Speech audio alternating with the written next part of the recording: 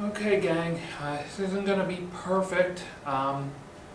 In some ways, it's not going to be ideal at all, but this is what we're going to try for right now in terms of lectures. I don't have a lot of introductory or any announcements to make at the beginning of this particular video. I will in the future because, I want to make sure that we're all on the same page with the same schedule. But we're just going to go ahead and start talking about the material. And we were talking about equilibrium, and there were 4 different types of equilibrium type calculations that we might see. Number 1, where you might determine an equilibrium constant, where the equilibrium concentrations are given. It also could be that you're given the equilibrium given the equilibrium constant, and all of the equilibrium concentrations or pressures except for one, and you might have to calculate the other, just manipulating the equilibrium constant expression. Determining whether a system is at equilibrium, that's where we use Q and K, and we compare Q to K to see whether a system's at equilibrium, and if it's not, in what direction would the reaction shift in order to get to equilibrium. And we skipped ahead to point number 4, where we were calculating equilibrium concentrations using an ice table. And that was where we were doing start change equilibrium or initial change equilibrium, and then using the equilibrium constant expression to get to that place. Now we're going to predict which direction a particular chemical reaction will shift if we change things like the temperature or the pressure. Temperature, pressure, if we would add some more of one reagent, in which direction would the equilibrium shift.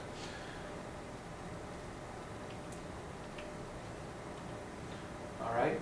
And so whenever we talk about this idea, we're going to think about the idea of perturbation. And by perturbation, I mean we're going to change, we're going to learn about how one of 3 things might affect equilibrium. That is, if we change the amount of products or reactants that's present. So if, in other words, we start a reaction, it comes to equilibrium, and then we add some more reactant, what's going to happen to the system? If we change the temperature, and thirdly, if we change the pressure. And this is probably a good point to talk about. In some ways, these recorded lectures are going to be a lot more flexible for you. You can watch them whenever you want to.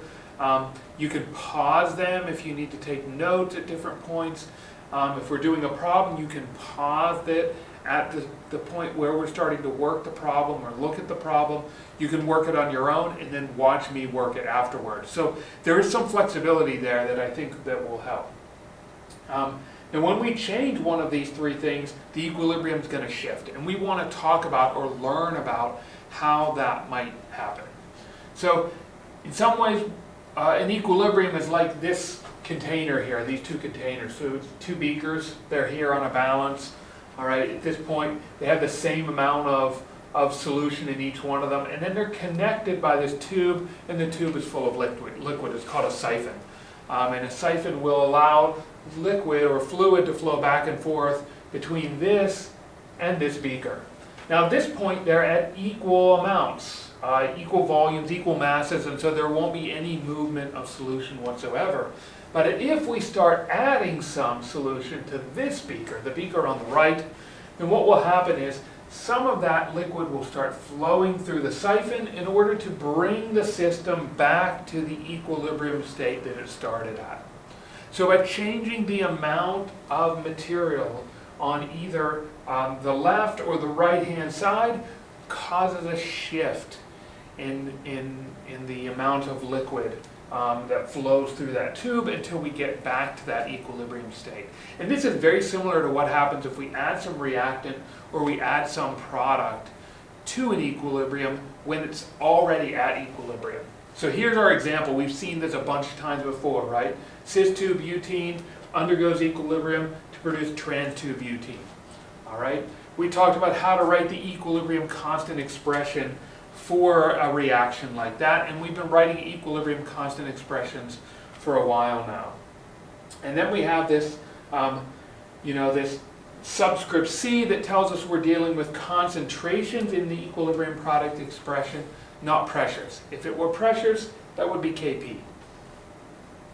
Now, let's say we take this equilibrium, cis-2-butene, that reacts to produce trans-2-butene, and we know that that can happen in both directions.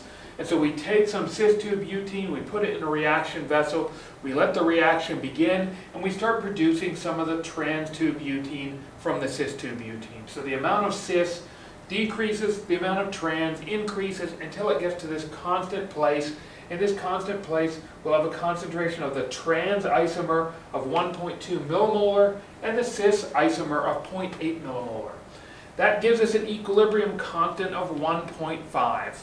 That's what the equilibrium constant must be for this particular reaction. Now let's imagine that what we're going to do is we're going to remove half of the cis-2-butene. So we're going to take away some of the product. How do we take it away? Well, you could remove it, you could react it with something else. There are a number of different ways that you can change the concentrations of things. And so we're going to reduce the concentration of that cis isomer by half. So we're going to make it 0.4 millimolar instead of 0.8 millimolar. And now we're going to let the system come back to equilibrium. And it's going to come back to equilibrium because some of the trans is going to react to produce some of the cis-2-butene. All right, and see, it comes back to a place where the concentrations become stable, and at that place, the concentration of the trans isomer is 0.6 millimolar, and the concentration of the cis isomer is 0.64 millimolar. Now you might say, those concentrations aren't the same as what they were here, and that's exactly right, they're not the same. However, all right, the concentrations and the ratio of them, or the equilibrium constant of that particular system, stays at 1.5. Because remember, the trans isomer, concentration of the trans isomer over the concentration of the cis isomer is the equilibrium constant expression, all right? And so whenever you go through and calculate the equilibrium constant, it comes back to a place where those concentrations give us an equilibrium constant that was the same before. And what I'm trying to get at here is, what happens is if we take some product away, all right, or we take some of the reactant away, the product is going to react through the equilibrium to produce more of that reactant in order to maintain that equilibrium constant, that ratio of concentrations described by the equilibrium constant expression. All right, so if we take away a product or we add a reactant or product to a system, all right, the equilibrium is going to shift. If we add more reactant, the equilibrium will shift to form more product. If we add more product to a system, the equilibrium will shift to produce more reactant. Okay? So if we look at this reaction down here, all right, iron thiocyanate, and the thing is, we've seen this before. It's in equilibrium with iron plus 3 and thiocyanate ion. We've seen this reaction before because we all did the qualitative analysis experiment where we produced that blood red iron complex. Boom, that's the stuff, okay? Iron thiocyanate. That's the complex that had that brilliant red color. And we're going to talk about this one as we move to the next slide. So let's imagine that we have this system, we've got this blood red complex between iron plus 3 and thiocyanate iron. We have the system at equilibrium, and suddenly we add some more iron to the system. Now if you think of the equilibrium constant as products over reactants, now we have too much product, all right, and we need more reactant to get that system back to equilibrium, or to the point where the ratio of concentrations in the equilibrium constant expression will equal the equilibrium constant. So if we add this, we're going to cause that equilibrium to shift to produce more reactant. So if you think about it, it makes a lot of sense. If we add product, it's going to shift to produce more reactant. If we add reactant, it's going to shift to produce more product. And we're going to look at that. All right, so we're going to take this same equilibrium. Now we're going to add some of the iron thiocyanate complex, that blood red color compound. We're going to add a little bit to it. So maybe we have another dropper bottle that has this stuff in it. We're going to add a few drops. What happens if we add reactant? Well, now the concentration of reactant is too high. It's going to need to react to produce products to keep that ratio of concentrations in line with what the equilibrium constant defines it to be. So if we add more reactant, the reaction, the equilibrium is going to shift to produce a higher concentration of products. All right, now we can change the temperature of a system. So we know what to do if we change the amount of product or reactant. Now what do we do if we change the temperature of a system?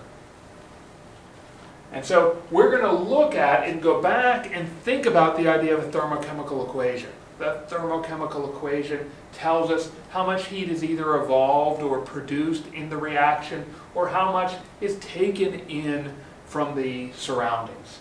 In this case, we have this reaction of N2O4 to produce two NO2 molecules, and the enthalpy change for that particular reaction, the heat change for that reaction, is plus 58.0 kilojoules per mole. We know the plus means that this is endothermic, all right? Which means we have to add energy to this reactant to get the products to start forming. All right, so it doesn't just happen spontaneously, we have to give it the energy. So if you're going to write that as a balanced chemical equation, we would still, or a balanced equilibrium equation, we would then, or we could, add the energy term in as a reactant, because we need that energy to be present to make that equilibrium go, to make that reaction go forward to produce NO2. So we could say, okay, what this means is really this. Now if we think about this in terms of how we thought about, okay, if we add some reactant, we're going to produce more product. If we add some product, we're going to produce more reactant. We can think about this the same way, and now using energy or heat as a variable. All right. So if we increase the temperature of a reaction like this, okay, if we increase the temperature, we're increasing the amount of energy that we're adding or that the system has. So we're increasing the amount of energy. Energy is a reactant because this is an exothermic reaction. So what's going to happen? If we add more energy, if we increase the temperature, we're going to force the reaction to produce more product. In this case, we'll produce more NO2. Now if we decrease the temperature, we're lowering the amount of energy that the system has, and it requires energy. And if we lower that, what's going to happen is the products are going to react to produce more reactant. All right? So in this case, the equilibrium would shift to produce more N2O4. And the third, we're going to think about what happens when we change the pressure of a system that's at equilibrium. Right?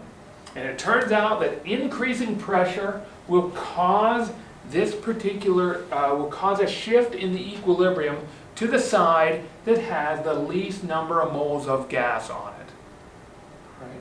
Now one thing to remember is that if we decrease the volume of the system, that's the same as increasing the pressure. Think about our days thinking about the ideal gases, where if you have a gas and you start pushing on it, all right, you start decreasing the volume, well suddenly the pressure has increased. All right? So we want to remember that. So not only can we change the pressure, we can change the volume and say something about how the equilibrium might occur.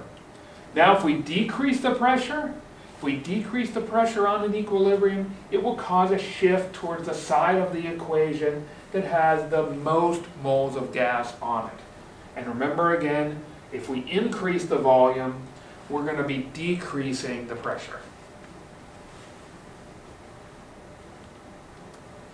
So if we look at this example, N2O4 in equilibrium with NO2, 2 NO2. All right, in this case, we've got 6 liters, so we allow this to come to equilibrium, and we've got an equilibrium mixture of N2O4 and NO2. Now we're going to take the piston on top of that reaction vessel and we're going to push it down. And when we push it down, we're going to decrease the volume, and when we decrease the volume, we're going to increase the pressure. All right? So now we have a higher pressure, so the equilibrium is going to shift to get rid of some of the gas, because gas takes up a large volume. So if we decrease the volume, if we manually force it down, the reaction is going to shift to try to get rid of some of the volume, to have fewer molecules present, of the gas present. And so what will happen is, if we change this reaction, or we apply pressure to this reaction, we should see the NO2 react to produce more N2O4. Right? Now all these molecules are in a closer space, all right? But we should get more N2O4 as we increase the pressure on that system. So we're going to look at this example right here. All right, PCl3 plus chlorine gas to produce PCl5. All right, the enthalpy change for this reaction is 92.5 kilojoules. So what direction would the equilibrium shift when the following changes are made? How about when more chlorine gas is added? Well, when we increase the amount of chlorine gas, we're increasing the amount of reactants. We're going to cause the equilibrium to shift to produce more products. We now have more reactant. All right, we need to get more product to bring the system back to equilibrium, to get that ratio of concentrations or pressures to that point where it equals the equilibrium constant. So if we add more chlorine gas, all right, we should increase the amount of PCl5 that's produced. When phosphorus pentachloride is removed, so if we're going to take that phosphorus pentachloride and we're going to remove it from the reaction, maybe we're going to react it with something else, or we have some type of an adsorbent or something that's going to remove that from solution somehow. Now what's going to happen? Well, we're lowering the concentration of the products, so the reactants are going to have to react to produce or try to replace that PCl5 that we've removed, trying to keep within that equilibrium, keep that equilibrium constant expression equal that equilibrium constant. How about number 3? If the temperature were increased. If we increase the temperature, remember we're going to shift to the side of the reaction that has the fewer, I was thinking of pressure, sorry. So if the temperature is increased, we have to think about, all right, we have to think about that change in enthalpy.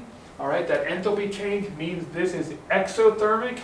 Exothermic means that heat is a product. And if the temperature is increased, it's essentially saying we're increasing, it's almost like saying we're increasing the amount of products.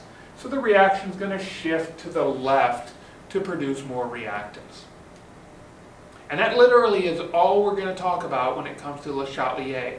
These are the types of things that we're going to think about. You're going to want to know, okay, if something is perturbed, all right, how will the equilibrium shift?